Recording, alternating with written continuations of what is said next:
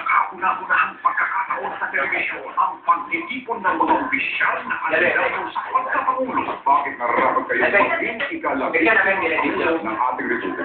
Can you give us one instance when you cheated or lied?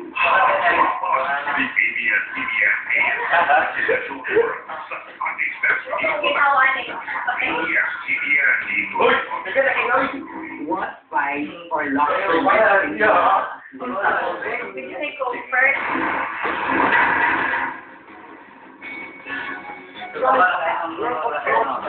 Kinainom na.